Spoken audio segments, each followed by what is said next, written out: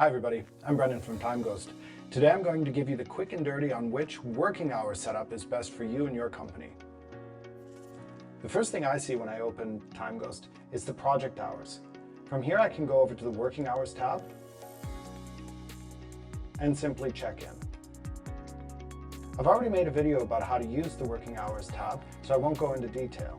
This setup is perfect for you and your company if some of your employees have to track their hours according to the projects, and some of your employees have to track their hours day by day.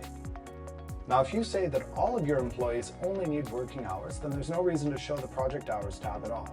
So let's go into settings and click this drop down. Only enable working hours to be tracked. I'll click yes. Don't forget to save. And now, when I click on timer, this is my only option. Plus, the feed button has disappeared as well. That's no longer needed. So as I said, that's the quick and dirty. I hope that makes your setup that much more efficient. Have a great day. Thanks for watching.